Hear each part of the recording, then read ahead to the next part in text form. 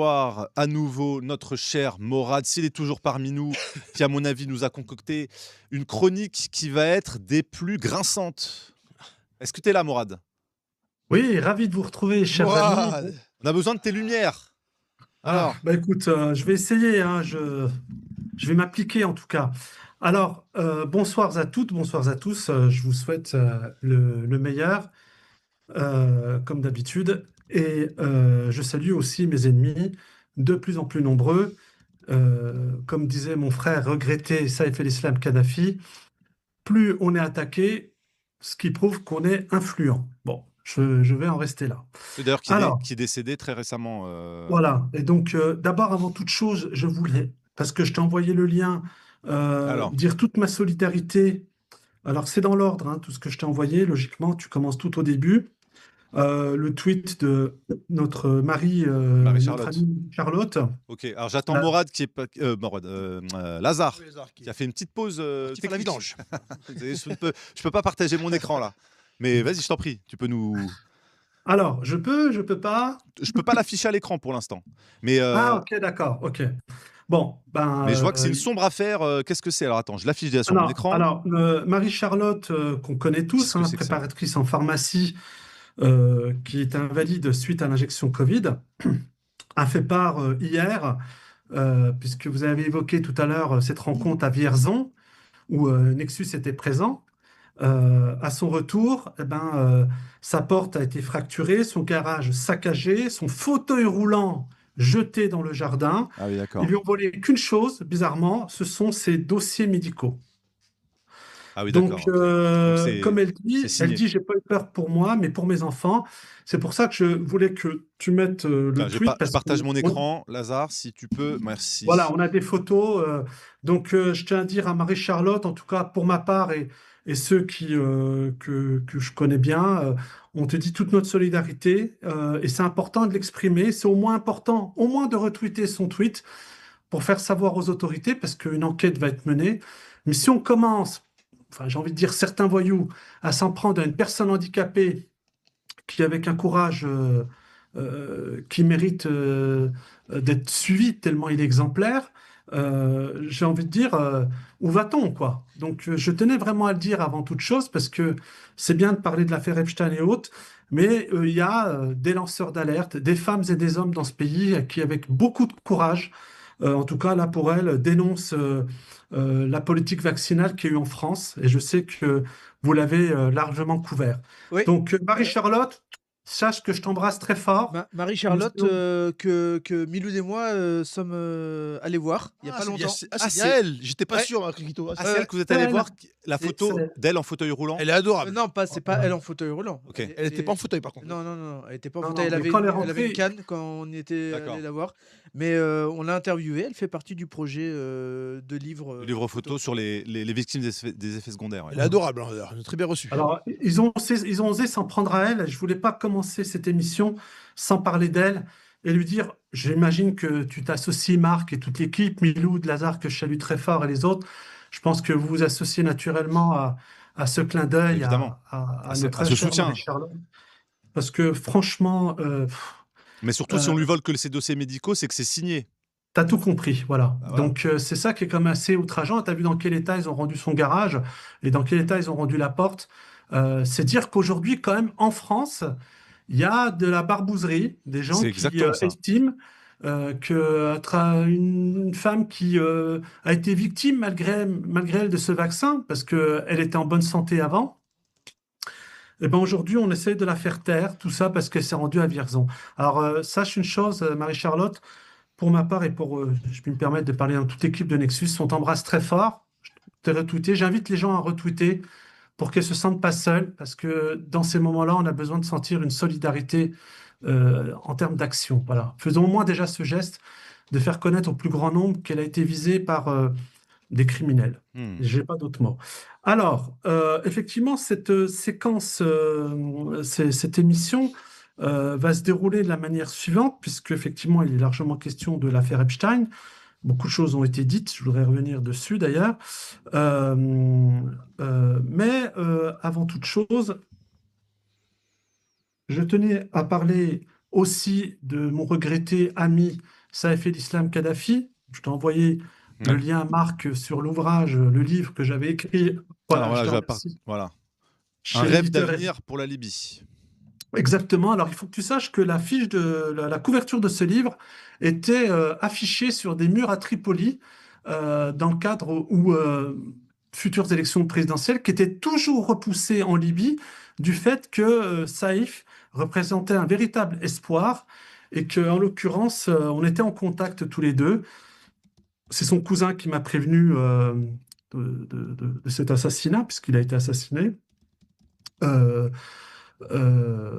par des mercenaires. Voilà. Tout ça parce qu'il se passe actuellement quelque chose sur laquelle je reviendrai tout à l'heure, d'énorme au Proche-Orient, personne n'en parle, qui est une recomposition de la carte régionale où aujourd'hui ce n'est plus l'Europe qui est à la table des négociations avec les États-Unis pour empêcher une guerre en Iran, mais les pays du Golfe, tout ça amené par Mohamed Ben Salman, l'émir du Qatar, le président Sisi, et qui ont bloqué des initiatives très lourdes qui étaient menées par le bras armé d'Israël dans cette région qui est les Émirats arabes unis.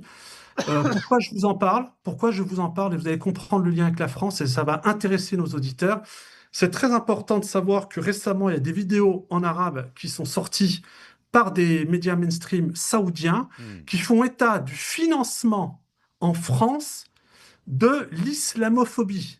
C'est-à-dire qu'il y a toute une démarche qui a été établie par les Émirats arabes unis pour faire détester les musulmans en France. Et pour ça, d'après la vidéo qui a été diffusée, on retrouve à la manœuvre, avec probablement des financements, parce que c'est en tout cas ce qui est dit pour l'instant, et j'en aurai les preuves très prochainement, de M. Emmanuel Macron en personne, Gérald Darmanin, quand il était ministre de l'Intérieur, et attendez-vous, accrochez-vous bien, du Rassemblement national. Et c'est pour ça que j'ai fait un tweet tout récemment où, bizarrement, M. Darmanin, M. Bardella s'est rendu à l'ambassade des Émirats arabes unis. Je vous rappelle quand même que pour ceux qui croient encore que le RN est une chance ou un porte-voix pour les classes populaires, ils ont été sauvés en juin 2017 de la banqueroute par un prêt émirati de 8 millions d'euros. Donc, sachez une chose, Ah oui. aujourd'hui, non aux Arabes, mais oui à l'argent des Arabes. Il y a tout un truc en train de se mettre en place actuellement au niveau mondial, puisque il n'y aura probablement pas de conflit en Iran. Ah, salut. Salut, Farid. Il n'y aura probablement pas de conflit en Iran du fait de cette intervention majeure des pays du Golfe. Et c'est pour ça qu'aujourd'hui, il y a 3 États clés qui ont été sauvés par l'Arabie saoudite de manière immédiate contre l'interventionnisme émirati. Ce sont le Soudan, la Somalie et le Yémen. Hmm. Et c'est très important d'avoir cette carte géopolitique parce que ça a des incidences en France, même si personne n'en parle. En France, des salopards ont reçu de l'argent au plus haut sommet de l'État et aussi à travers des partis politiques, l'argent des Émiratis pour promouvoir la haine des musulmans. Incroyable. Je sais que et c'est très important parce Mais que quel est l'intérêt des Émirats de faire ça, justement? Enfin, c'est le bras armé d'Israël pour faire croire qu'en France, les musulmans sont des gens susceptibles de fracturer le pays, alors que on sait pertinemment qui sont ceux qui, du matin au soir, surtout à travers CNews, essayent de nous faire croire que les musulmans de France seraient susceptibles de ne pas être suffisamment patriotiques. Donc c'est pour ça que là, je viens de terminer un article, il va sortir ces prochains jours, où plusieurs journalistes arabes, à la demande de dirigeants du Golfe, m'ont demandé de me dire ce qu'il en était concernant l'islamophobie d'État mis en place par ce pouvoir raciste et ce gouvernement raciste d'Emmanuel Macron. Et je rappelle au début de mon entretien que les Français ne sont pas racistes. Et je tiens à dire tout l'amour que j'ai pour ce peuple de France dont je suis moi-même issu. Et c'est très important de le rappeler parce que il y a des incidences en France énormes, les fermetures d'écoles, des Oui. écoles quand même qui avaient été comme Averroès dans le Nord, classées comme étant des meilleurs établissements de France en 2013, où il y avait un taux de réussite de plus de 90% de bacheliers. Apparemment, Emmanuel Macron, qui décrit les gens ayant un nom en consonance comme étant des bougnoules et des crouilles auprès de M. de Louis de Raguenel ou auprès de M. celui qui est à la tête du JDD, Geoffroy Lejeune, comme Oui. étant des Rabzouz, et les personnes de couleur noire comme étant des Mamadou, je dis à Emmanuel Macron, on te salue tous. Et je vais même te rajouter un truc, Manu.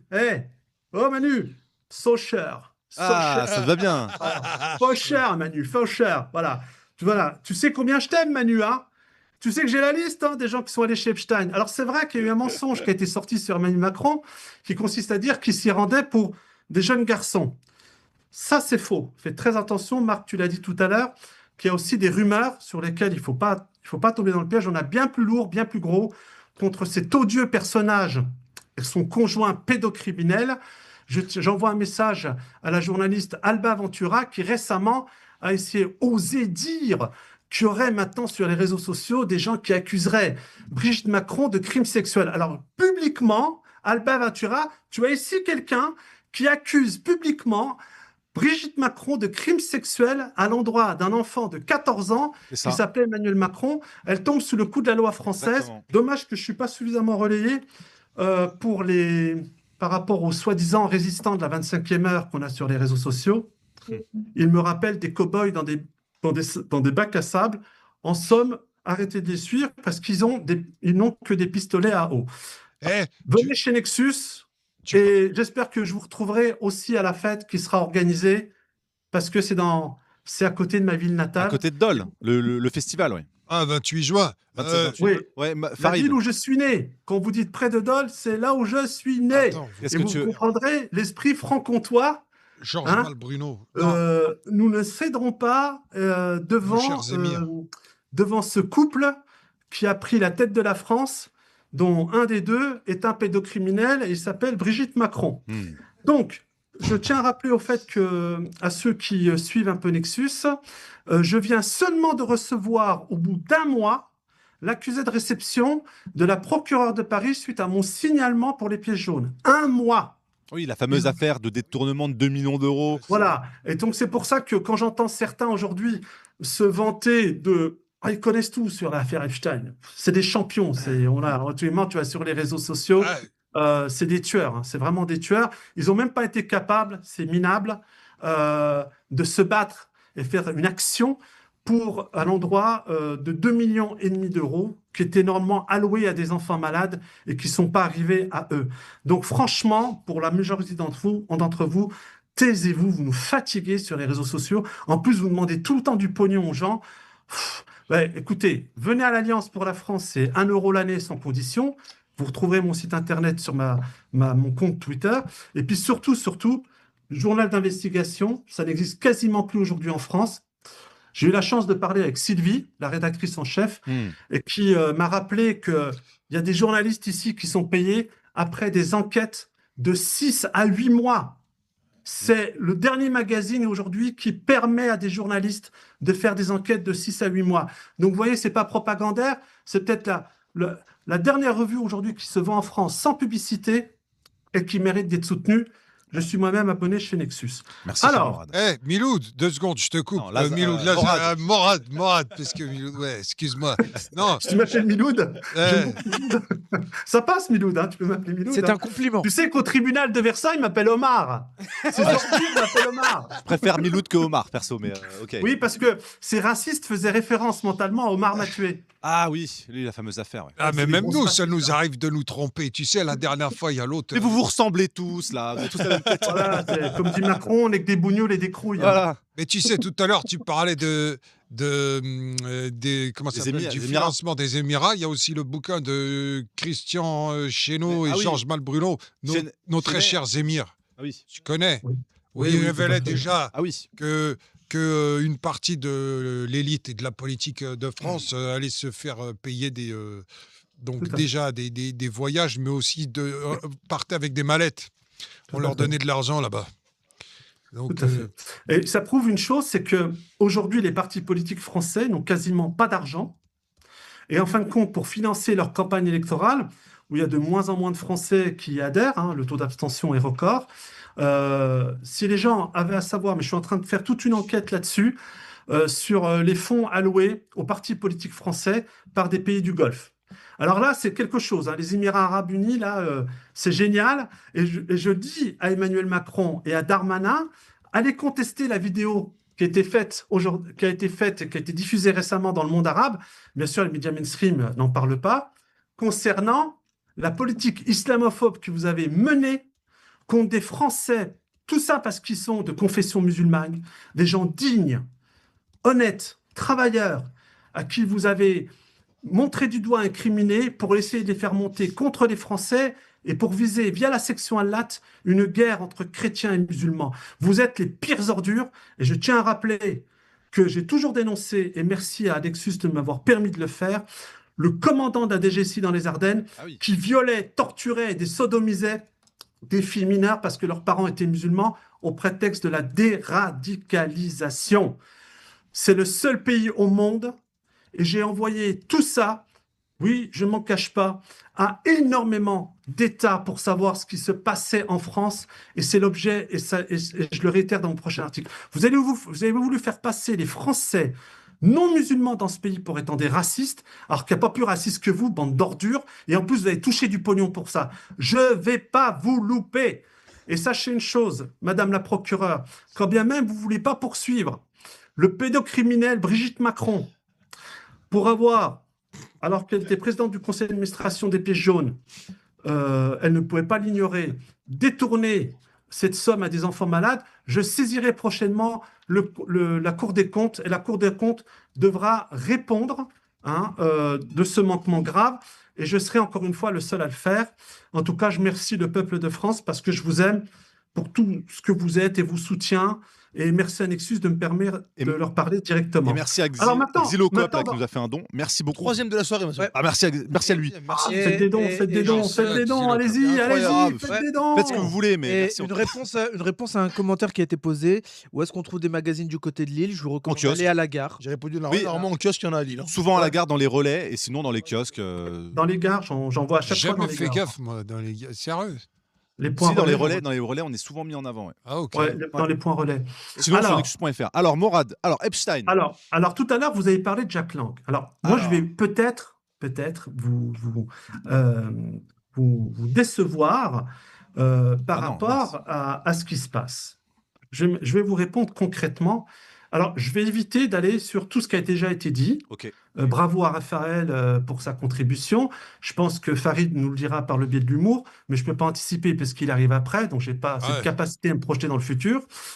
Non, moi, je vais parler ping-pong dans ma chronique. Ah bah, c'est parfait, c'est parfait. Donc, les frères Lebrun, j'imagine. Ouais. Donc, Alexis. donc la chose est la suivante. D'abord, par rapport à ce qui a été sorti, vous constaterez tous une chose. Alors, Marc, on a eu à échanger ces derniers jours. Moi, j'ai trouvé très, très pertinent. Alors, si tu peux en mettre un extrait, j'en serais ravi, Ouais, surtout dis-moi. pour nos éditeurs. De deux petites sorties vidéo. Donc, une sortie vidéo d'une jeune femme que Ouais. je ne connais pas, qui est brillante, Epstein Fields. Ok. Donc, ça Alors, dure je 4 vais là. minutes 20, mais ce qui est important, c'est la première minute. Ok, bon, Et mais. puis, Ouais. voilà, je te remercie. Alors, on met cette- Envoie Allez. ça aux auditeurs. Allez. En fait, vous La voyez, première s'ils se minute. permettent de nous révéler toutes ces choses-là aujourd'hui, maintenant, même si ça fait bien longtemps que certains d'entre nous sommes au courant, mais de le révéler au grand public, c'est parce qu'ils savent très bien que vous allez rien faire. En fait, vous voyez, je le vois comme un rituel d'humiliation. Regardez ce qu'on fait. Regardez qui on est. Regardez l'abus, la transgression dont on est capable. Et vous allez faire quoi? Rien. Vous n'allez pas bouger. Vous allez continuer à vivre vos vies exactement de la même manière qu'avant. Ça va rien changer comme ligne à l'intérieur de vous. Pourquoi? Parce que vous êtes même plus humain.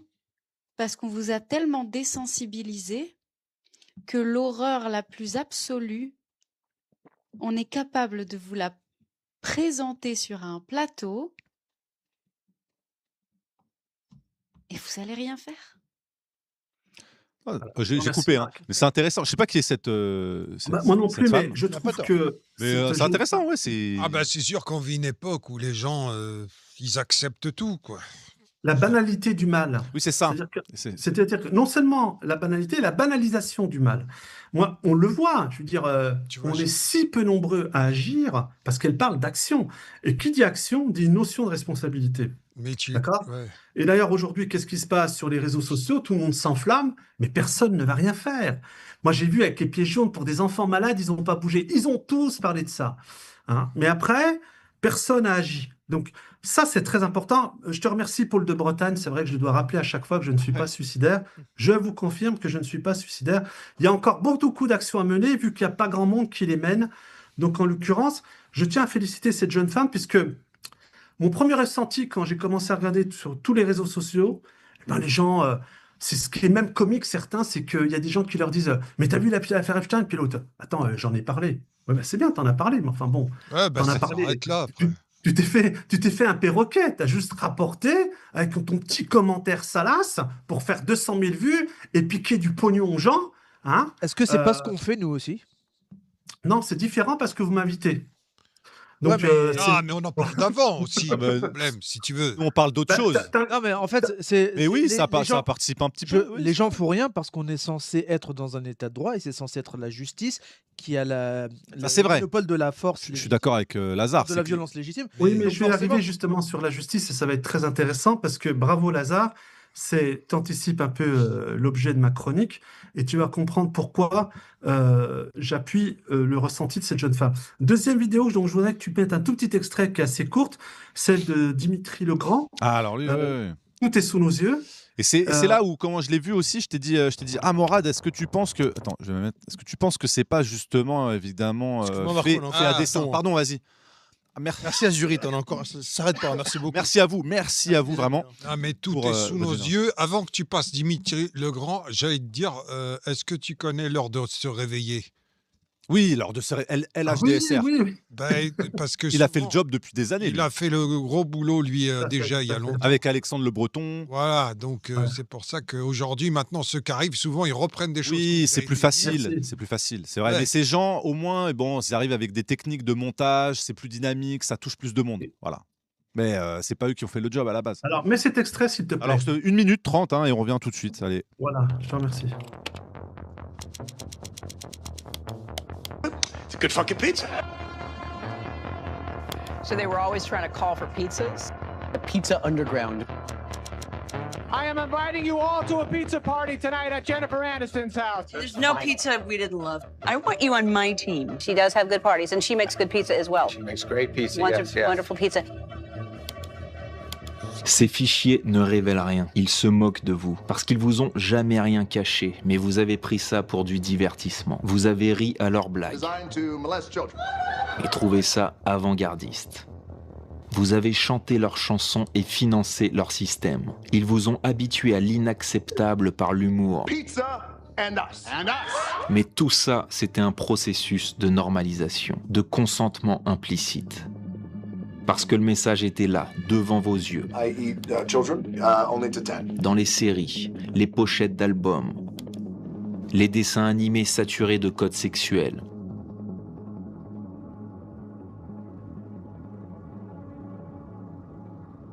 Les hashtags Yumi sur le profil de Justin Bieber. Les publicités McDonald's.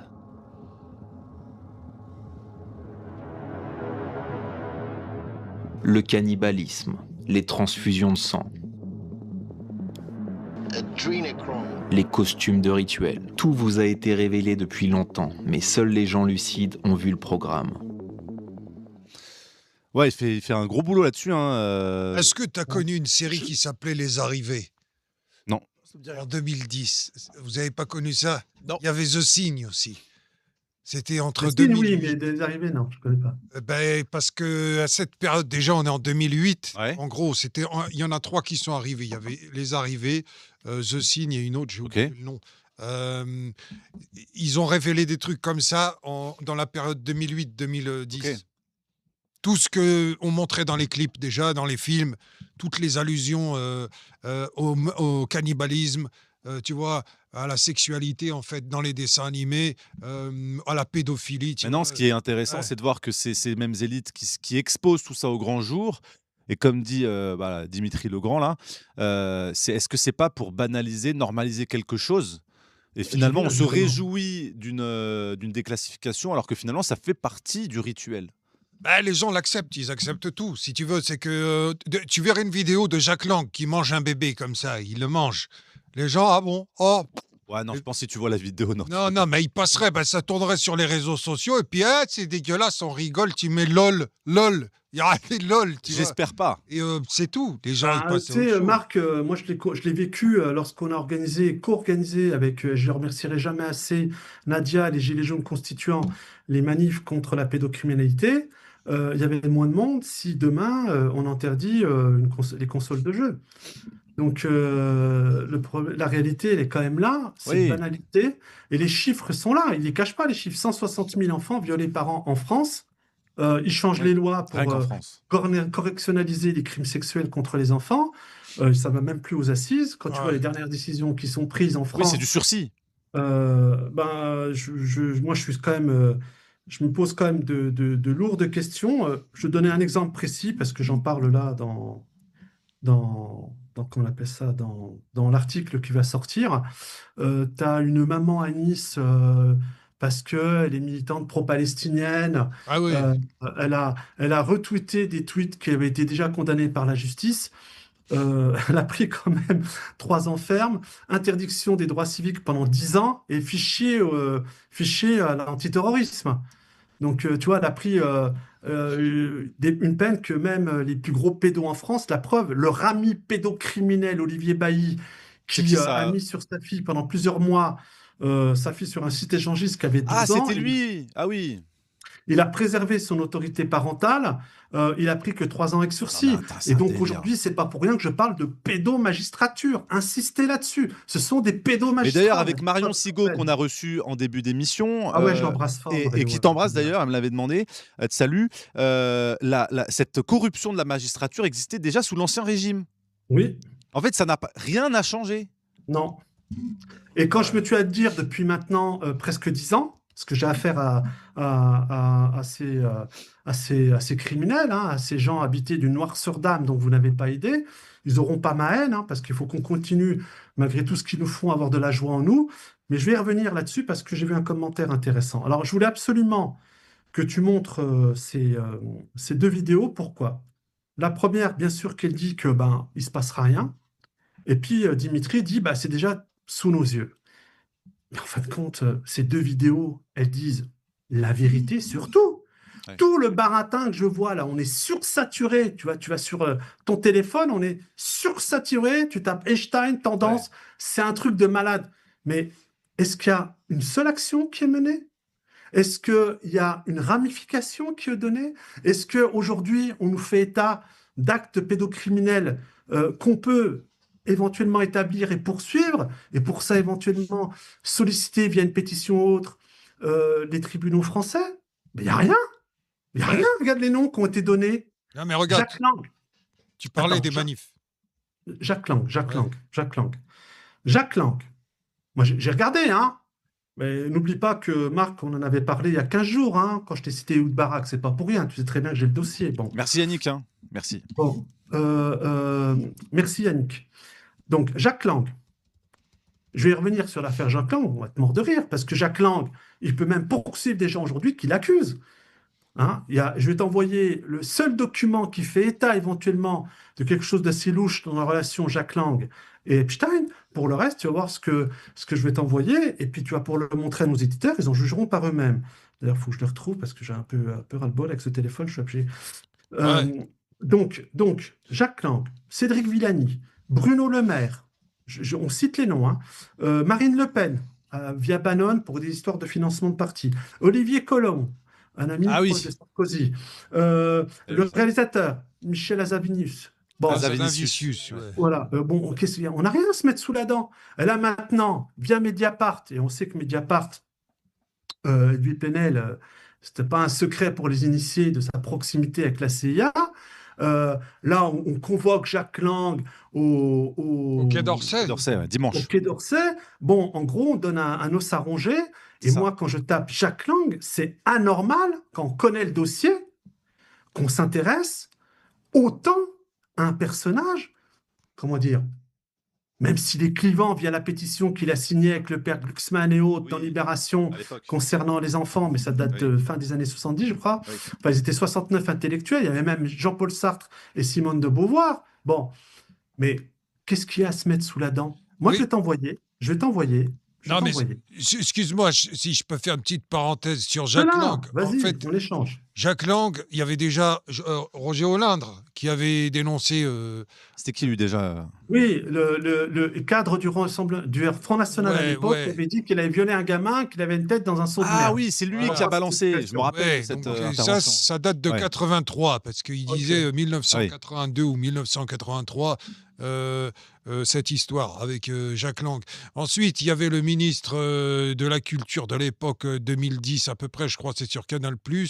Comment il s'appelait déjà? Luc Non, Ferry. tu parles de Luc Ferry, Luc qui Ferry. était ministre de l'Éducation. De ministre de l'Éducation, pardon, qui avait parlé d'un ministre d'État, donc français, qui se rendait souvent au Maroc et qui se tapait des petits enfants, des petits Eh garçons. ben, quoi. moi, je te dis tout de suite, parce que je sais qui est le gars qui faisait ça, c'est pas Jacques Lang. Ah, donc on parlait de Douste Blazy. En fait, on hésitait entre Faut être deux. précis, parce que Nexus est une chaîne très sérieuse, Farid. Non, mais c'est pour ça, parce qu'il y en a qui mettaient le doute entre où c'était Douste Blazy ou c'était Jacques Lang, tu vois.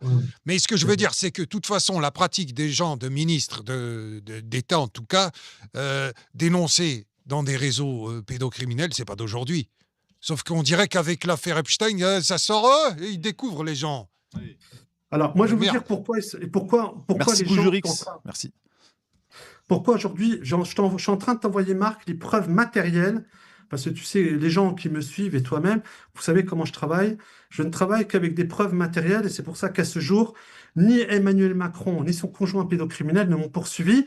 Et pourtant, on voit sur des réseaux sociaux des déchets organiques qui disent on a un dossier sur lui. Alors, s'il y avait quelqu'un qui avait un dossier sur moi, ça serait Monsieur Macron. Il se garde bien de ne pas le sortir parce que, c'est sûrement dans le cadre du secret défense, et deux, moi j'ai servi l'État français.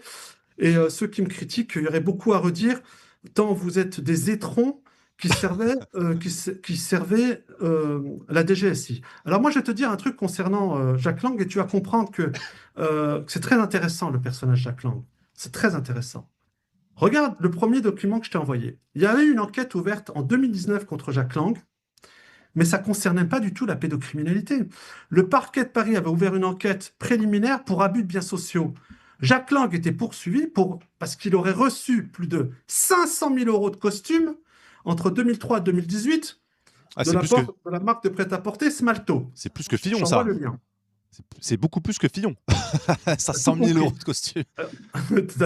Et attends, hein, tu vas écouter bien ce que je vous dis. Les factures étaient établies, elles n'ont jamais été payées. Ah oui, c'est là. Attends, tiens, j'affiche. C'est Je article t'ai mis du dans Monde. l'ordre. Je t'ai mis dans Voilà. l'ordre. Voilà. Donc, en 2019, voilà pourquoi le nom de Jacques Lang sort. 2019. Il faut savoir que l'enquête préliminaire n'a rien donné par la suite, alors qu'il y a une trace matérielle de facturation de costumes non réglée. Ça s'appelle de l'abus de biens sociaux. Jacques Lang, protégé, circulé, il n'y a rien à voir. Deuxième document que je t'envoie. Il concerne quelque chose d'assez redoutable qui dit, en gros, et c'est pour ça que Jacques Lang pourrait être poursuivi dans l'affaire Epstein, non pas pour pédocriminalité, mais qu'il aurait éventuellement informé Epstein sur des affaires gouvernementales. Alors ça, non, l'autre. C'est celui qui est juste à... Non, pas celui-là. Ça, c'est le dernier. Avant. Voilà. Donc là, mail de Caroline Lang. Voilà. Donc, la proximité avec le papa, le papa fait qu'en réalité, il pourrait éventuellement être poursuivi pour des questions concernant des informations sur les affaires gouvernementales. On n'est pas sur de la pédocriminalité. Là, Epstein joue son rôle d'espion. Et pour ça, effectivement, on se pose la question qu'il y a un article de droit qui est extrêmement important en France et terrible, qui est l'article 411.4, à qui je souhaite à personne de tomber sous le joug de cette loi, qui est une loi qui s'appelle contre l'intelligence, l'intelligence avec une puissance étrangère, en l'occurrence en temps de paix ou en temps de guerre. Et là, on parle de 30 ans 30 ans de détention Ah oui. criminelle et 450 000 € d'amende. Ah oui. Personne n'en parle de ça. Aujourd'hui, ils sont tous là à jouer les kékés avec leur pistolet à eau et ils vous demandent du pognon pour les suivre sur leurs réseaux sociaux parce qu'ils font 200 000 vues. Donnez de l'argent à Nexus et éventuellement à l'Alliance pour la France. On organisera un grand concert et on fera inviter aussi des humoristes. Mais dans ce mail, tu vois, de Caroline Lang, du 9 octobre 2018, elle dit donc à Epstein, apparemment, c'est ça, hein, gvacation@gmail.com, Macron va annoncer un changement de gouvernement très bientôt. Tu as tout compris. Donc on n'est pas sur de la pédocriminalité. Personne ne le voit, ça. Et c'est pour ça que je voulais qu'on fasse cette émission sur Epstein pour apporter un éclairage et pour montrer le piège dans lequel on est en train de nous faire tendre. Parce qu'on parle tous, et ils sont tous là, Jack Lang est un salaud, ouais, Quai d'Orsay. Et puis en plus, la presse mainstream s'en donne un cœur joie. Ils se disent, mais on est en train de prendre les Français pour des moutons, on les amène là où on veut les amener. Merci à Nexus de me permettre de faire cette chronique, parce qu'attention au piège. Là, on est sur de l'intelligence avec l'ennemi.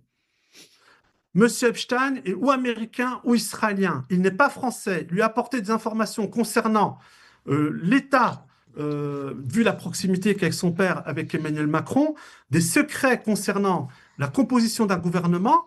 Vous savez après comment ça se passe, puisque on va essayer, enfin à ce niveau-là, c'est comme les États-Unis en face, essayer de favoriser un ministre plutôt qu'un autre par rapport à leurs propres intérêts. Donc là, on n'en parle pas. Personne n'en parle sur les réseaux sociaux. Troisième élément qui est très important, concernant la fille Jack Lang. Voilà.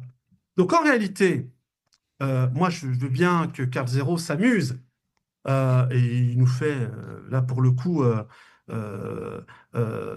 des remarques, enfin il subodore des remarques. Bon, c'est son trait d'humour. Merci Carl. On va aller au fond des choses. Là, qu'est-ce qu'on a comme preuve matérielle? Ça va très loin.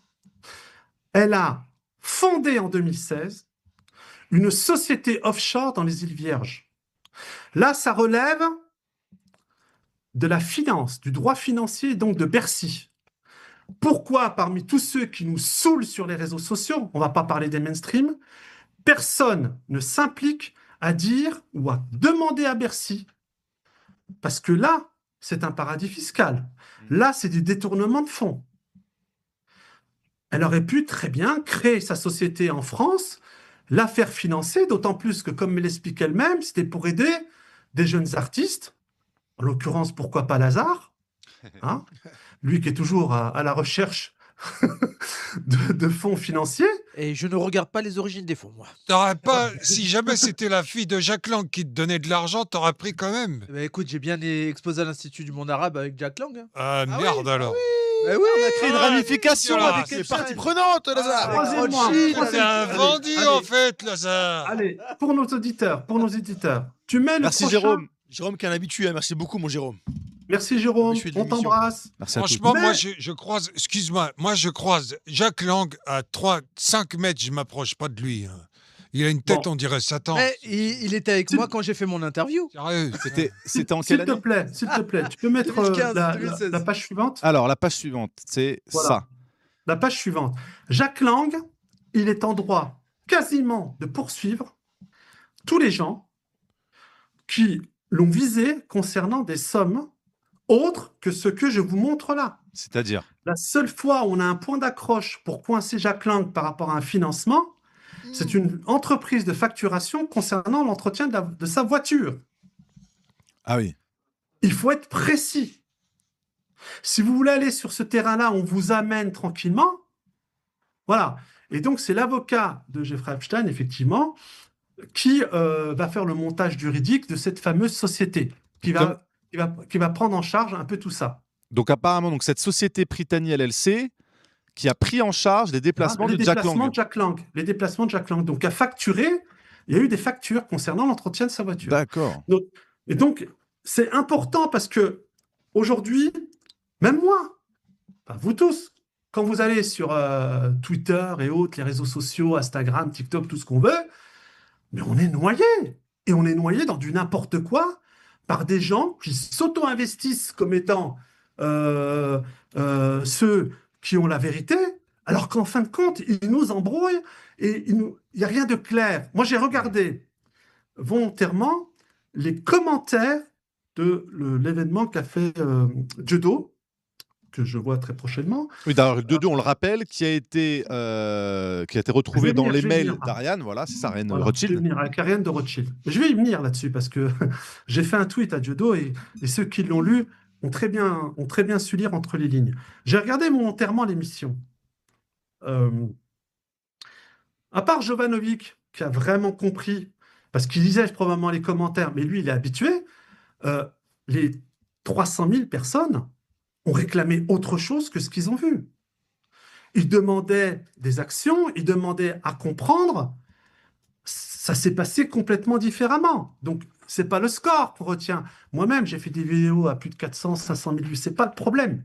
C'est aujourd'hui, ceux qui nous écoutent, il faut les respecter. Le temps nous est précieux.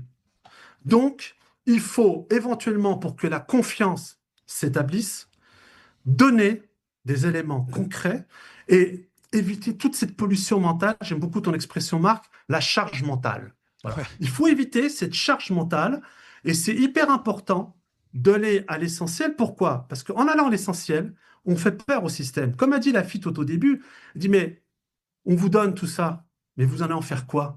Et c'est normal, on peut rien en faire si on comprend rien. Ouais. Et je regarde aujourd'hui sur... Il y a eu, je sais pas combien d'émissions. Dieudonné, qui est sans arrêt invité, et tant mieux, eh ben, on ne l'amène pas là où il faut. Et en plus de ça, je vais te dire un truc qui est quand même cruel, parce que j'en ai la preuve matérielle. Je te l'ai envoyé. Tu peux la montrer à nos auditeurs. Le journal Le Monde sort un papier sur Epstein, mais surtout fait un long papier signé par un journaliste qui, au demeurant, est un journaliste honnête, page 9. Voilà, Voilà. une vraie proximité Une vraie avec proximité, la banquière Ariane de Rothschild. Voilà. Alors j'entends certains, c'est juste avant l'article avant, j'entends certains, c'est énorme, c'est une bombe atomique, l'affaire Dieudonné, et tout. Mais non, attendez les gars, au calme. Pour l'instant, dans ce que j'ai vu, il n'y a pas de stratégie. Et Diodo, je l'aime, dans le sens où c'est un mec qui a un cœur gros comme ça. Et ce qu'ils lui ont fait, c'est dégueulasse. Mais attention, ça y est, ça a été repris en main par les mainstream. Tu lis tout l'article, le mot Dieudonné n'apparaît nulle part. Ils font état de la proximité d'Ariane de Rothschild. Mais ils donnent à manger aux 20 millions de Français qui regardent les médias mainstream, c'est-à-dire les chaînes principales, même s'ils perdent de plus en plus d'auditeurs, c'est 20 millions de personnes. Et là, ils ont dessiné ce qui était possible de dire, ce qu'il ne fallait pas dire. Et aujourd'hui, beaucoup de gens n'ont pas de données en n'allant pas sur des faits concrets. Parce que qu'est-ce qui va se passer? Diodo dit, mais attendez, j'ai pris mes avocats. Et il a raison de le faire. Mais qu'est-ce qu'on va dire à ces avocats? Il va dire, parce que je vois l'argumentaire, et il l'a dit avec beaucoup de courage, et on le sait en termes de séquence, quand Ariane de Rothschild fait ce mail à Epstein, Manuel Valls intervient quasiment en moins de 10 jours. Mais en termes de droit, Manuel Valls dira, mais moi je ne l'ai pas fait à la demande d'un tel, puisqu'il n'a aucune preuve qu'il l'établit. Je l'ai fait parce que j'estimais que ce type était antisémite. On fait quoi? Oui. Comme disait la jeune femme tout à l'heure, c'est pas comme ça qu'on va aider Diodo. C'est pas comme ça qu'on va l'aider. Et c'est hyper important de comprendre tout ça parce que j'entends tout et n'importe quoi sur les réseaux sociaux aussi. Et ils devraient faire preuve, parce qu'ils dénoncent les médias mainstream, d'une certaine exigence éthique et qui s'applique à eux-mêmes la charte de Munich qui a été établie normalement pour tous les journalistes. Et ça, c'est un point qui est très important. Et là, je t'envoie, par contre, envoie le dernier écran que je t'ai envoyé, le dernier copie écran que je t'ai envoyé. Alors, est-ce que c'est ça? La dernière copie écran que je t'ai envoyé. Voilà. Le seul mail, et dont j'entends pas parler, qui établit un questionnement éventuellement juridiquement plausible contre Jack Lang, c'est celui-ci. On voit le nom de Jack Lang. Pourquoi? On voit pas le nom de sa fille. Qu'est-ce qu'il a de Et particulier? dans l'objet, il est écrit « Should the child be introduced to religion, new sexualities ?» Je traduis pour nos auditeurs. Est-ce que L'enfant initié à la religion et aux nouvelles sexualités. Incroyable. C'est le seul document qui éventuellement peut nous obliger ou commander à M. Jack Lang de s'expliquer. Pour tout le reste, exclu le règlement de ces transports, Attends, mais c'est quand même assez incroyable là, cette phrase. Hein. personne n'en parle. Est-ce que l'enfant doit être L'enfant introduit à la initié religion à la religion et à la nouvelle sexualité? Et aux nouvelles sexualités. Doit-il être testé? Mais il a répondu à ça sur RTL. Qu'est-ce qu'il a dit à ça? Bah, tu verras dans ma chronique. Est-ce qu'on a la chronique de Farid après, elle va être sympa. Merci Farid. Mais il a dû Donc, trouver une pirouette. On voit que l'accent n'est pas mis, l'a mis l'accent au niveau des réseaux, parce que c'est le seul document éventuel, hein, j'ai épluché depuis longtemps cette affaire, qui nous autorise et qui nous permet à dire, oui, certes, notre ami Jérôme nous rappelle qu'il a été, mais c'est BHL aussi qui est condamné en Tunisie par contumace, mais c'est quand même un point d'achoppement qui peut dire à Jack Lang, mais attendez, Jack Lang, et Jack Lang peut très bien dire, oui, c'était dans l'objet du mail, il me l'envoie, mais j'en ai pas parlé avec lui. D'ailleurs, ce qui s'est passé de toi à moi dans les premiers carnets de Jack Lang qui ont été rendus publics en 2019, les carnets de Epstein, pardon, il était cité un Français qui avait été nommé à la demande de, comment il s'appelle, le président de la région du nord de la France, qui était candidat à l'élection présidentielle, qui était concurrent avec comment il s'appelle, celle des candidats LR. Il était candidat à l'élection des LR. Bon, j'ai son nom au bout de la langue. Le mec de L'Oréal? Non, pas du tout. Il est président de la région. Xavier Bertrand. Xavier Bertrand. Xavier Bertrand. Bon, il faut savoir que quand les carnets sont sortis, d'Epstein, on découvre le nom d'un homme que je ne vais pas citer là parce que je ne veux pas l'incriminer, hein, il n'y a pas d'enquête, bon voilà, qui a été nommé à la demande de Xavier Bertrand, représentant des Hauts-de-France à Londres. Et la presse française ne s'y intéresse pas. La presse anglo-saxonne, anglaise en l'occurrence, va à sa rencontre et lui dit « Mais monsieur, vous êtes dans les carnets d'Epstein, vous êtes le représentant de la France concernant ces carnets. Est-ce que vous pouvez éventuellement vous en expliquer ?» Et lui, il dit bah, « Non, moi, je le connaissais, mais on s'est brouillé parce que je l'avais reçu... merci, Ping Pong. Je l'avais reçu ils avaient déjeuné ensemble à l'Orangerie à Paris. » Et ça, c'est rapporté par la presse anglaise. Et il dit, Epstein a mal parlé au serveur, il a dit que le poulet était trop froid, j'ai mal aimé son ton, je me suis levé, je suis parti, j'ai plus de nouvelles de lui. Sauf que dans les carnets d'Epstein, et c'est là où les Anglais lui ont quand même demandé des comptes, ils disent, mais bon, pour quelqu'un qui le connaissait à peine, il avait quand même les codes de votre résidence privée. Donc moi, je sais pas, je donne pas mes codes privés de ma résidence à quelqu'un avec qui j'ai pas de relation. Oui. Voilà. Et c'était dans les carnets d'Epstein. Et la presse française a étouffé le truc, mais ça, c'était dès 2019. Ce qui est très intéressant, j'essaie de garder le fil de tout ce que j'essaie de vous rapporter, c'est qu'en l'occurrence, là, il n'y a rien à se mettre sous la dent. Il n'y a rien, mais je vais vous donner. Je vais vous donner où on peut les coincer et où c'est important de les faire tomber. D'accord ? Mais par exemple, là, on me dit dans le mail entre la fille de Lang et Epstein, il informe la fille de Lang qu'il sera à Marrakech avec les filles. Ok, mais c'est pas Jack Lang, c'est la fille. Non, mais il a pris l'avion. Moi, j'allais te dire, Jack Lang, il a pris l'avion, le Lolita Express. Mais écoute-moi. Lolita, la symbolique. Qu'est-ce que je te dis depuis tout à l'heure? Je te dis attention, et c'est important entre les documents caviardés, les documents qui sont faux et les documents qui établissent une relation d'espionnage et une relation de lien créé avec des enfants qui ont des rapports sexuels, c'est deux choses différentes. Je t'ai prouvé par A plus B, qu'il y a un fait grave qui est établi, c'est-à-dire une information des affaires gouvernementales. Merci, Oko. Pardon. Donc ça, c'est important. Oko. Donc il a pu prendre le Lolita Express. Oui, mais excuse-moi. Non, mais Tu il a, peux pas, il a tu été n'as pas de preuve condamné. matérielle. Non, mais Hein? attends, il a été condamné déjà en 2008.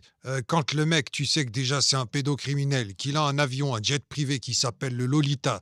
On connaît le symbolisme de Lolita, que ça évoque la jeune fille. Il y avait même une chanson qui était chantée par, j'ai oublié son nom, la Moi, chanteuse. je m'appelle Lolo. Voilà, Lolita. Élysée, ça. Eh ben, Alizée, voilà. Eh ben, Alizée, elle avait quel âge quand elle chante la chanson? 15 ans?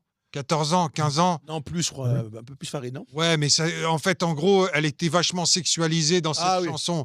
C'est Ouais. parce que c'était un message pour les pédocriminels. Mais mon cher Farid, eh ben, non, mais juste fini. Ce que je veux dire, c'est que en fait, tous les mecs, les Bill Gates, les qui tu veux, quand ils montent dans l'avion, le Lolita Express, ils savent déjà c'est quoi le sens de cet avion, où ils les amènent, qu'est-ce qu'ils vont faire sur l'île. Faut pas nous prendre pour des cons. Comme les deux extraits que tu as montrés où ils te disent c'est sous nos yeux. Bah oui, c'est sous nos yeux. Ceux qui Il y a font une chose qui est semblant. très importante, Farid. Là, tu raisonnes et tu as normal en tant qu'homme qui naturellement veut absolument les défendre les enfants, et j'en sais quelque chose.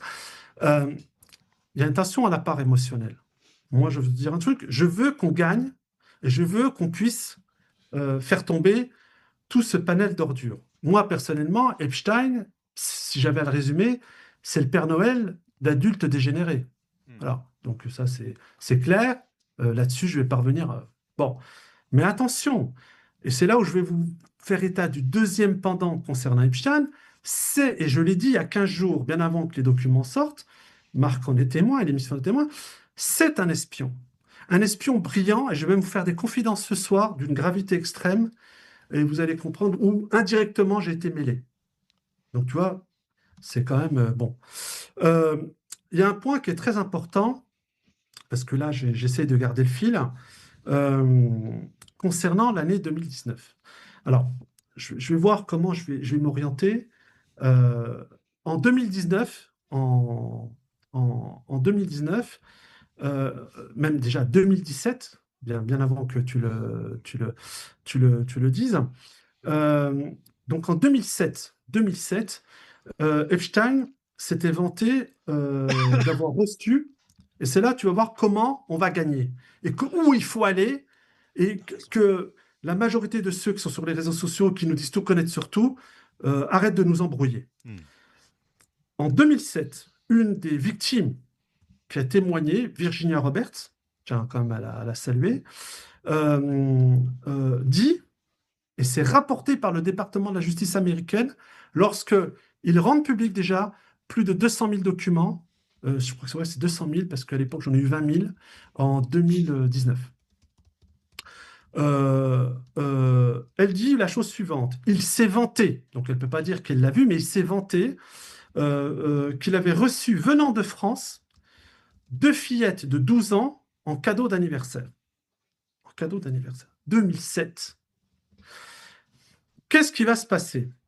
Donc, vous savez comme moi que pour que des filles de cet âge-là, des fillettes de cet âge-là, pour te dire le délire de ces mecs-là, c'est-à-dire qu'en cadeau d'anniversaire, ils s'offrent des filles à torturer et violer.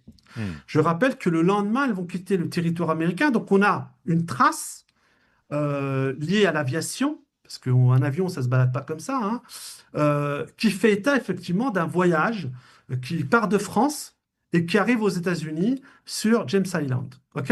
Et il va les torturer et les violer dans son temple dédié à Moloch. Pourquoi je les emmerde? Pourquoi je les emmerde? C'est que indirectement, plusieurs enfants français, dont les miens, ont été victimes de ce trafic de passeports à la préfecture de police de Paris. Ça fait maintenant, depuis 2017, que j'en parle. Tu vois, tous les rigolos, là, ceux qui ont des pistolets à eau sur les réseaux sociaux, se gardent bien de m'inviter pour en parler, alors que j'ai déposé plainte avec mon avocat, hein, et on a toutes les preuves matérielles, et j'ai fait une enquête, et j'ai retrouvé les noms des 3 protagonistes à la préfecture de police de Paris qui ont fait les vrais passeports à des enfants à l'insu de leurs parents. Ok? J'ai les 3 noms. J'ai donné à Emmanuel Macron. Ça fait quand même, vous dites, mais vous ne posez pas la question, mais comment ça se fait que Morad il dit ça depuis un bout de temps? Il n'est pas invité par les pseudo-dissidents tenus par le pouvoir, à qui on autorise de toucher du pognon chaque année. Je le dis publiquement. Et comment ça se fait que le pouvoir central n'établit pas la preuve contraire de ce que j'établis. OK? Pourquoi je te dis ça, c'est important? Parce que le malheur de ces enfants français et le malheur de mes enfants, c'est d'être tombés sur les réseaux de la préfecture de police qui octroient les pièces d'identité, qui permet à ce que ces salopards à l'autre bout du monde puissent torturer et violer des enfants. Je veux dire, mais on est le seul pays au monde, même si on dit tout ce qu'on raconte sur la Thaïlande, où il est possible dans ce pays, et c'est pour ça que c'est Pédolande, de pouvoir sortir des enfants du territoire en leur faisant de nouvelles pièces d'identité. Et écoute bien, mon cher Farid, c'est le... Ça a coupé. Mince. On t'a perdu, là. Jack. Jack, ouais. Jack is back. Ouais, Jacques Lang, il a coupé ta ligne. Il Il y a a plus raison, d'image. là, il est parti au Maroc. Il est toujours là, mais il y a un bug. Une vidéo qu'on a vue. C'est les Et pour ça- révélations. Il a été censuré par son réseau téléphonique. Ah, c'est bon, t'as retrouvé, Morad. Morad, alors. Alors, je ne sais pas où vous m'avez perdu, Marc. Tu m'as perdu à quel moment? Au début, recommence au début. Tout au début, quand Il y a deux phrases. Il y a deux phrases. À peu près. Bon, en vrai, ce que je disais, c'est que c'est par le biais de la préfecture de police de Paris, donc c'est une structuration criminelle organisée en France par des gens qui détournent les moyens de l'État. Et c'est pour ça que je vise directement deux immenses criminels nationaux que sont Laurent Nunez Belda, ministre de l'Intérieur, et Moussa Gérard Darmanin, le blédard, ministre de la Justice. Ces deux salopards, ces deux criminels protègent à ce jour ce réseau dont j'ai donné les noms au président de la République française, monsieur Emmanuel Macron, qui est président pour beaucoup, mais pas pour moi en tout cas. Mais en tout cas, ils sont au fait de tout ça et qu'est-ce qu'ils essayent? D'étouffer l'affaire. Et là où ils ont réussi, et là vous posez la question, comment ça fait que tous ces mecs qui blablatent sur les réseaux sociaux, qui savent tout sur tout, qui connaissent tout sur tout, et on va vous dénoncer, ils ne m'invitent pas, alors que la plainte est déposée. La plainte est déposée par mon avocat. C'est moi qui ai trouvé les noms. J'ai donné des noms des personnes physiques qui ont fait des faux. Et en plus de ça, derrière, je me tape des pédomagistrates qui font des faux pour aller m'enlever mon autorité parentale et qui vont jusqu'à m'appeler Omar. Et je salue toutes ces ordures au sein de nos tribunaux. Alors la chose est la suivante. Ça, c'est l'affaire Epstein. Et là, on a une ouverture. Et je vais même te raconter une autre chose. On parle de 2007. À l'époque, j'avais certaines fonctions. Macron sait lesquelles. On a été averti. On a été averti. Nicolas Sarkozy venait d'être président de la République française. D'accord? On a été averti que un type installé en France, agent du Mossad, formé par Ehud Barak. Et attention, au rigolo, parce que j'en vois plein sur Internet. Ouais, Epstein, en gros, c'est un mec insignifiant, ouais, puis il ressemble à rien, il avait un pénis qui ressemblait à une poire. Ouais, on va aller vachement loin avec ça, d'accord? Il y a juste un détail que je tiens à vous rappeler, c'est que Epstein, et c'est pour ça qu'on n'a pas été autorisé à agir, parce que pour faire ce genre de choses, il faut 2 signatures. On en avait une, mais l'autre, on ne l'a pas eue, elle venait de l'Élysée. Et ça ne venait pas de Sarkozy, hein, parce que Sarkozy, pour le coup, on ne va pas parler de toutes les affaires, hein, je me dissocie de tout ce qu'il a fait concernant 2008, le traité de Lisbonne et la guerre en Libye, puis même je l'ai écrit. Mais par rapport, par exemple, à l'affaire des attentats qu'ont lieu au Caire en 2009, où il a créé une cellule dans l'optique d'empêcher les attentats du Bataclan, pendant son mandat, il n'y a pas eu les attentats du Bataclan, ils sont arrivés juste après, bizarrement. Mais par contre, on avait déjà les noms, depuis 2009. Or, en 2007, on sait que ce type est sur le territoire national. Écoute, Farid, Epstein, est-ce que tu sais en quelle année il a acheté son appartement le 22 avenue Foch? Est-ce que tu connais la date? 2007, non? 2001. Epstein est choisi dès 2001 pour corrompre et tenir toute la classe politique française, Ouais. ainsi que le milieu artistique. Bah oui, parce qu'on retrouve des artistes. Oui, mêlés à oui, Epstein, non, mais alors. c'est moi qui dis n'importe quoi parce que Jean-Luc Brunel, qui bossait dans l'agence Elite, qui bossait, oui, avec Epstein, en fait, Ouais. déjà en 2000, il le rencontre en quelle année? 90, je crois, 1990. Oui, c'est déjà dans les années 90. Mais c'est important parce Il que lui à la fournit Ville Bosch, des jeunes filles déjà dans les années 90-2000, quoi. Et c'est en 2000 qu'Omar Harfouch, il a essayé de révéler cette histoire. Omar Oh, bah, il Harfouch. n'a pas été seul. Rappelle-toi Karen Mulder, qu'on a humilié Ouais. chez Ardisson. Et moi, je me Ouais. rappelle une fois avoir rencontré Ardisson. C'est pas la loin seule de- émission d'ailleurs qu'Ardisson n'a pas passée. Oui, parce que tu sais quoi? Elle a Tu sais ce qu'a dénoncé. fait Thierry? Tu sais ce qu'a fait Thierry Ardisson? Il a gardé la vidéo. Alors il a fait Tu semblant comprends? qu'il a perdu la cassette. Hein. Oui, oui, mais il l'avait, la cassette. Mais en tout cas, pour ce faire, Thierry Ardisson, que j'avais rencontré, qui était au demeurant un type en privé, hein, on s'était dit pas mal de choses, parce que j'étais quand même un peu au courant qu'il faisait partie des bébés gendarmes d'Allier, comme Frédéric Tadei, Oui. un peu toute cette génération de troublions par la suite, un peu underground, et je vous invite à regarder les émissions de Frédéric Tadei de l'époque, Paris le soir. Paris Enfin, dernière. voilà, Paris dernière, il fallait quand même avoir une certaine paire de Holonès pour s'investir dans ce type d'émission. Non, ce que je suis en train de vous dire, et c'est très important, c'est que pour ceux qui font passer Epstein pour un moins que rien et un rigolo, qu'est-ce qu'on découvre à l'époque? Voilà, je reste dans le cadre du secret défense, je ne peux pas en dire, voilà, et c'est un peu le scoop de ce soir. Donc, on a dans le viseur ce personnage parce que dans le cadre de la sûreté de l'État, on ne peut pas permettre à quelqu'un d'organiser des partouzes avec des enfants sur le territoire national. OK? Bon. On demande une autorisation avec des preuves. On a la première signature, on n'a pas la deuxième. Et à partir de ce moment-là, on ne peut rien faire. Et qu'est-ce qu'on va découvrir en réalité? C'est qu'Epstein, ceux qui essaient de le faire passer pour un rigolo aujourd'hui, à l'époque, et c'est ce qu'on découvre, il avait été pris en main par quelqu'un qui était déjà dans les services israéliens, puisqu'il était à l'époque le responsable du renseignement militaire, qui était Ehud Barak. Ehud Barak a chapeauté Epstein, mais Epstein, on le retrouve dans une affaire où on découvre qu'au-dessus, il y a la CIA. Epstein a fait partie des intermédiaires. Ben, ça, vous ne le trouvez pas dans les documents. Dans l'affaire qui a fait un scandale à l'époque de Ronald Reagan, tu peux taper sur Google, Marc, l'affaire des contrats iraniens, des contrats, Ouais, l'Iran, des contrats. L'affaire Iran-Contra, oui. Oui, où ils Voilà. vendaient des armes des deux côtés, à l'Iran, à l'Irak. Ouais. Merci. Et qui c'est qui a fait l'intermédiation pour tout ça? Ben, c'était Israël. Et qui on retrouve à l'époque dans tout ça? Le dénommé Epstein. Donc, ceux qui voudraient nous le faire passer pour le petit mec qui venait, qui draguait des gonzesses et qui avait un pénis sous forme de poire, je dis, s'il vous plaît, taisez-vous. Taisez-vous, vous nous fatiguez. Vous nous fatiguez du matin au soir à capter, essayer de capter notre attention.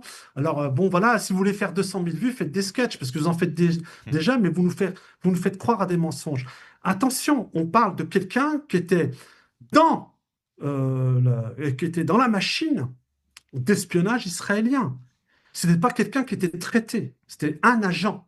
Et c'est pour ça qu'on te retrouve dans un des échanges, cet humour qu'ils ont l'un et l'autre, où il dit oh, bon, tu dis pas que je suis du Mossad. Et puis Barat répond de quoi? Puis l'autre sourit. Mais c'est très vieux comme collaboration. On parle des années Reagan. Donc, et ce gars s'établit en France en 2001. Il prend un 800 mètres carrés. Un 800 mètres En carrés. plus, avenue Foch, c'est pas donné. Hein. Ouais, 22 avenue Foch. Donc, et à partir de ce moment-là, il établit un carnet d'adresses. C'est évident que, et Lazare, là-dessus, je le rejoins, c'est pas impossible qu'un lambda ait pu serrer la main de cet homme. C'était quelqu'un d'influent. C'était quelqu'un qui s'est retrouvé avec une machine financière colossale. Je veux dire, ils ont mis vraiment les moyens pour établir de l'espionnage, pour tenir des gens. Moi, regarde, un truc, je vais te donner 2 exemples. L'affaire Emmanuel Macron. Bon, il n'y a pas énormément de pays qui détiennent des faits quand même suffisamment graves. Et entre-temps, ça s'est distribué entre services. Bon, Emmanuel Macron se couche devant le Maroc, devant le roi du Maroc, parce que le Maroc reçoit par Israël, via le logiciel Pegasus, l'entièreté des entretiens de Macron. Et pour certains, en termes de mœurs, c'est pas chouette. D'ailleurs, il y a eu une crise diplomatique entre les deux pays. L'Algérie, et j'en sais quelque chose, a tout le dossier Jean-Michel Trogneux, parce que je vous ai donné qu'un document. Si vous aviez à connaître la suite, complotiste. si vous aviez à connaître la suite, c'est pas drôle, hein. Je vous dis franchement. Et troisièmement, ils ont aussi, l'Algérie, les financements. Il faut savoir que dès 2017, l'oligarchie algérienne, qui est une oligarchie mondialiste, et c'est normal, c'est des grands patrons, ils font des affaires avec tout le monde, se paye Macron. Et on a la vidéo de plusieurs enregistrements entre Emmanuel Macron et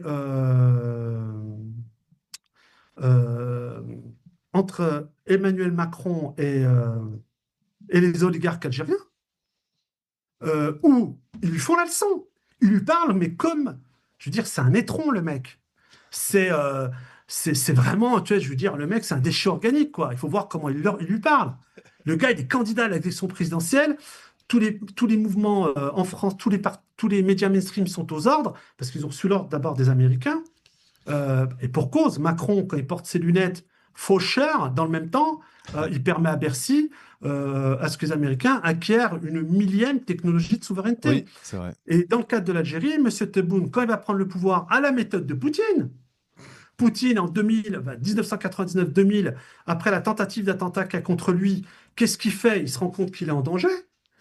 Et le mec, il s'en prend aux oligarques qui sont en lien direct avec l'oligarchie mondialiste. Et Tebboune va faire pareil. Il va mettre en résidence surveillée, dont certains y sont encore aujourd'hui, jusqu'à poursuivre certains ministres pour corruption. Il y en a un qui a pris 40 ans tout récemment de prison. Et ils tiennent Emmanuel Macron. Je veux dire, là, il gigote, mais on a un très mauvais acteur. Et ce type-là, Emmanuel Macron, je lui dis toujours publiquement, t'as osé, alors que tu sais qui je suis, les services que j'ai rendus à ce pays, protéger le summum de la crasse en t'en prenant à mes enfants? Espèce de pourriture. T'es vraiment la pire des ordures. Je crois Et moi, Macron... Il va demander un droit de réponse. Ah oui. Macron, On donnera un droit de plainte réponse à contre moi. Emmanuel Macron. Morad, il te dit... Enfin, pardon, j'ai dit Morad. Je ne suis pas Jules César. Hein, je ne vais pas m'appeler par la troisième personne. Hein. Bon, je disais juste que Emmanuel Macron porte plainte contre moi. Et d'ailleurs, petite parenthèse, tu es juste un acteur. T'es un rien du tout. Et tu sais très bien qu'il va t'arriver malheur si tu m'emmerdes. Alors, je vais venir sur Alors, rapidement, Morad, parce qu'on a la chronique de Farid, là, il faut vraiment terminer. Ouais. Conclure. Allez, reporter à demain ma chronique. Non, parce que Farid, il trouve ça intéressant. Mais on refera une émission, Morad, ne t'inquiète pas. On pourra. Oui, non, mais ça, j'en suis persuadé, mais c'était juste pour tes auditeurs un élément de réponse qui est quand même très important parce que j'essaie de répondre et d'être interactif à ceux qui nous posent des questions, tu vois. Ça me paraît quand même assez capital. Je crois que je t'ai envoyé, j'ai dû t'envoyer.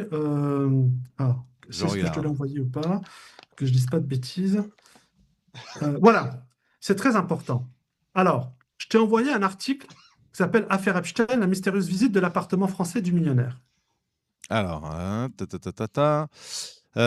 exactement. Voilà, France Info, je partage mon écran. T'étouffes pas Farid. Alors, Affaire Epstein, la mystérieuse visite de l'appartement français du millionnaire après sa mort. France Info a rencontré l'intendant de Jeffrey Epstein. Il a récemment visité l'appartement parisien du millionnaire après sa mort à la demande du trust qui en gère les biens. Voilà. Alors, quand tu descends, et là, nos auditeurs, ils vont tomber des nues. Alors, bien sûr, ça, ça, c'est pas sur les réseaux sociaux qui essaient de vous piquer du pognon, hein. Alors, qu'est-ce qu'on apprend là? Eh bien, qu'est-ce que tu apprends? Tu apprends que malgré la plainte établie, enfin, l'ouverture d'une enquête pour viol, agression sexuelle, notamment sur mineurs, qui a été faite le 21 août 2019 par le procureur, l'intendant des frères Epstein, écoute bien, regarde, le franco-brésilien, au service du millionnaire pendant 18 ans, donc il savait tout ce qui se passait. 18 ans. Ça veut dire quoi, 18 ans? Vous savez pourquoi je vous ai donné la date de tout à l'heure? 2001-2019, il était là depuis le début. C'était l'homme de confiance d'Epstein, c'est lui qui savait tout et qui voyait tout. Donc quand en plus, la police et les enquêteurs savent ça, mais regarde ce qui se passe. 2 jours avant sa mort, remets-moi l'article parce que je ne le vois pas. 2 jours avant, Epstein a signé un testament qui confiait l'ensemble de ses biens à un trust, le Trust 1953. Voilà. Et pourtant, au-dessus, c'est marqué quoi? Cet homme a tout fait déjà. C'est rendu dans l'appartement avenue Foch, un logement dont il avait les clés. C'est-à-dire que le logement n'a même pas été mis sous scellé. Et comme par hasard, il y va 2 jours avant l'ouverture de l'enquête pour viol. Et Ouais. 1953, c'est la date de Brigitte. Enfin, soi-disant. Mais regarde, quand on descend, j'arrive pas à descendre l'article, redescends l'article, c'est très intéressant ce qui suit. Donc c'est confié à l'Office central pour la répression des violences aux personnes, ok? On lui pose la question, et le mec répond, tranquille, regardez, c'est sous vos yeux, comme dirait Dimitri, je le salue, il le dit, c'est sous vos yeux. L'intendant explique que l'appartement du 29 Foch est en permanence fréquenté par de très nombreuses femmes, dont certaines avaient, selon lui, des relations tarifées avec le millionnaire. Il assure ne pas savoir si elles étaient toutes majeures. Énorme! Et il raconte qu'il y a même une salle de massage, continue, Ouais. où il dit, c'était porte fermée, le mec, 4 fois par jour. 4 fois par jour. Je ne sais pas si tu te rends compte du nombre de femmes qui passaient à cet endroit. Et alors là, tu descends, et là, on va applaudir nos champions. Hein. Au final, qu'est-ce qu'ils disent les mecs, voilà, proches de l'enquête? Et pourtant, les États-Unis avaient donné la preuve matérielle via le témoignage de Virginia Roberts, qu'il y avait 2 jeunes filles françaises déjà qui étaient parties. Hein, ok? Et donc, qui restaient 6 mois par an en France. Hein. C'est énorme. 6 mois moins un jour. D'ailleurs, il se fait cueillir aux États-Unis, à New York, en arrivant de France. Qu'est-ce que dit l'enquêteur? Mais selon l'aveu d'un enquêteur, ces associations, pourquoi? Parce que Innocence en danger, 1 mois plus tôt, va saisir le procureur pour dire, au regard des éléments que nous avons, des témoignages que nous avons et des témoignages directs, on parlait de pratiquement 10 filles mineures. Il faut ouvrir une enquête. Le parquet de Paris met quasiment 1 mois. Et qu'est-ce qu'on a comme preuve matérielle? On a la preuve matérielle que l'intendant et probablement Ghislaine Maxwell sont partis nettoyer l'appartement. Pourquoi on s'est gardé d'empêcher? Il y avait des traces d'ADN. Et le mec, l'enquêteur, ose dire à la fin de l'article que le dossier est vide. Ouais. Mais il n'y a pas un État dans le monde qui veut travailler avec ce pays pédocriminel où jusqu'aux plus hautes instances, on protège le pire des crimes. Et en plus de ça, et ça va sur mon tweet s'il te plaît, parce que là j'ai du mal à te l'envoyer, sur mon tweet en réponse à Dieudo. Donc tu vas sur mon compte Twitter s'il te plaît, et va sur mon compte Twitter, Morad El Attab 1, parce que j'arrive pas à le choper. J'arrive pas à gérer ce téléphone. Alors, voilà, je suis dessus. Alors si tu peux, voilà. Descends. C'est ma réponse à Dieudo. Descends. Non, ça c'est Jean Barlela avec l'ambassadeur du Qatar, des Émirats Arabes Unis. Alors, tiens, ça j'ai mis la main dessus. Non, j'ai pas mis la main dessus. Attends. Voilà. Voilà, tu l'as. Non, tu descends. C'est juste après. J'ai juste en dessous. Voilà, s'il te plaît. Tu claques sur Voir Plus. Merci. Donc, j'invite nos auditeurs à regarder ça. Donc, si on veut vraiment coincer ces gens-là, on sait que Ehud Barak, via une structure qui s'appelle Reporti, qui était tenue par un agent du Mossad brillant d'ailleurs, il faut reconnaître que les mecs, tant mieux pour eux, hein, ils ont place nette en France, et il faut savoir que nous, à 2007, on nous empêche d'agir, et on aurait agi comme il faut. Or, depuis, tu imagines bien que la DGSI était au courant, puisqu'à l'époque, c'était dans les DCRI, puis à la suite, la DGSI. Donc, il a pu de 2001 à 2019 agir tranquillement en France, ça, que les autorités françaises décident de dire aux Israéliens « arrêtez vos conneries ». Et que les autorités françaises, éventuellement, fassent comprendre à Epstein, d'abord par un avertissement, parce qu'il est agent du Mossad, susvisé par la CIA, qu'on n'aime pas ce genre de méthode. Ou, troisièmement, éventuellement, établir le fait que cette personne disparaisse. Rien de tout ça s'est passé, on a laissé ces gens. Donc ça veut dire que les gens qui étaient les patriotes français dans les services qui étaient susceptibles de faire le travail, on leur a dit fermez vos gueules, couchez là, il n'y a rien à voir. Mais continue, juste en dessous ce qui est écrit. Juste en dessous ce qui est écrit, c'est très important.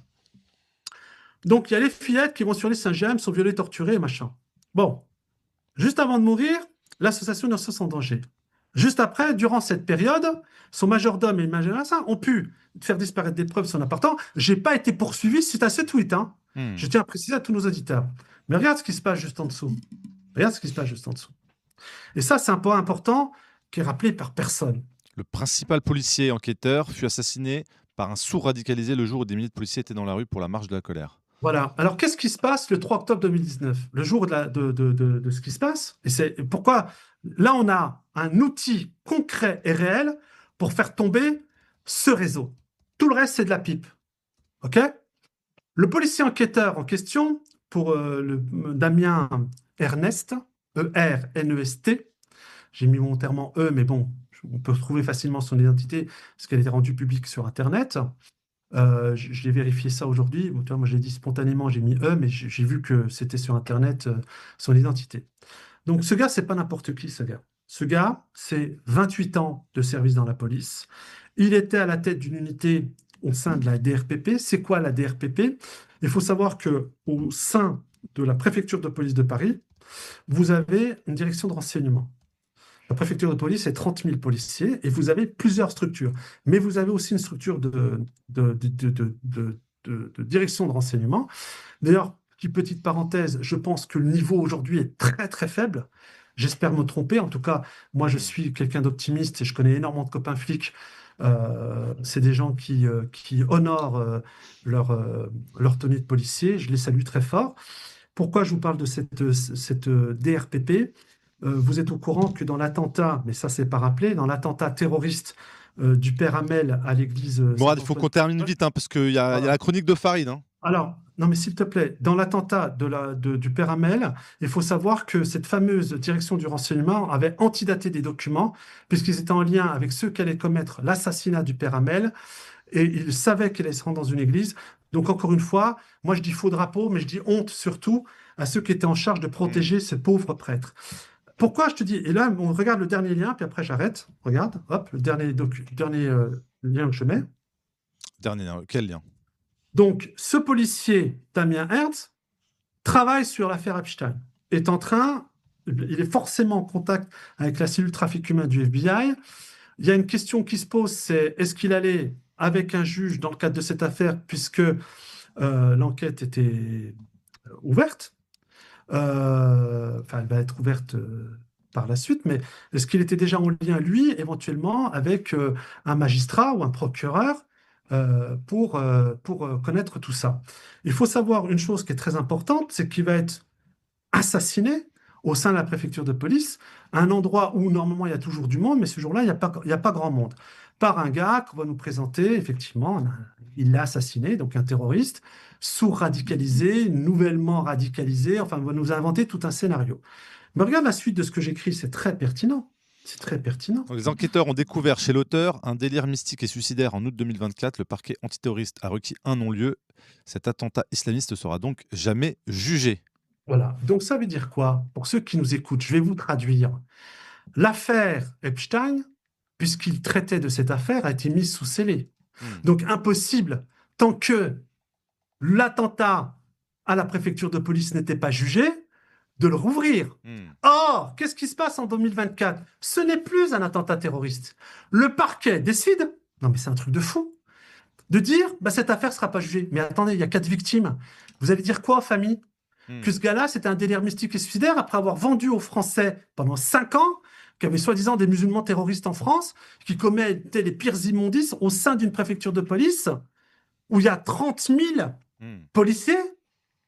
Ce que je suis en train de te dire là, c'est qu'on a enfin la possibilité, aujourd'hui, de réouvrir ce dossier via le fait, et ça, ils ne peuvent pas dire que ce n'est pas vrai, que des petites filles françaises de 12 ans ont été amenées chez Epstein et qu'il y a eu un trafic de passeports. Parce que, comme il y a non-lieu, que l'affaire n'est pas jugée, on parle de l'attentat terroriste, mais l'affaire Epstein qui était liée à cette enquête, forcément, de fait, elle est réouverte. Et c'est le seul point d'achoppement qu'on a. Mais qu'est-ce qui va se passer, mon cher Marc? Tout le monde s'embrouille. Et comme a dit la jeune fille tout à l'heure, qu'est-ce qu'ils vont faire? Eh bien, il y a quelqu'un qui agit. Et tu montreras ça pour conclure l'émission. Je t'ai envoyé le communiqué, le dernier tweet du parquet de Paris. Montre le dernier tweet du parquet de Paris, s'il te plaît, à tous nos auditeurs. Alors, il y a une trace jaune, tout au début. Tout au début. C'est une trace jaune, parquet de Paris, justice. Ah oui, ok. Voilà. Alors, montre ça à nos auditeurs, ça va être la conclusion. Alors, Montre ça à nos auditeurs. Tu parles de la voilà, perquisition dans les locaux de X par la section de lutte contre la cybercriminalité dans le cadre de l'enquête ouverte en janvier 2025. Et le parquet de Paris quitte X. Voilà. Voilà. Donc ça veut dire quoi?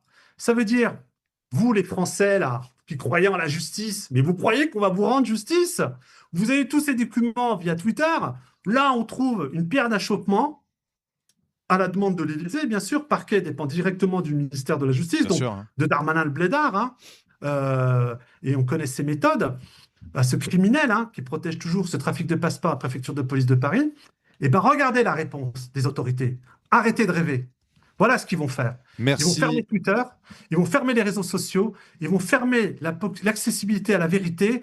Donc, si vous voulez agir, parce que eux, ils agissent pour couvrir ces agissements criminels, et moi, en fin de compte, une de nos dernières chances, c'est, se mobiliser en masse pour obliger un juge d'instruction d'être nommé, parce que j'ai payé la consignation, le juge d'instruction n'est toujours pas nommé. Donc l'Élysée bloque cette instruction. On parle quand même d'enfants emmenés à l'étranger sans autorisation, mais surtout, il y a un homme qui est en train de se réveiller. Il s'appelle Elon Musk. Et Elon Musk, c'est pas Durov, c'est pas Snowden, c'est pas Assange. C'est une machine de guerre.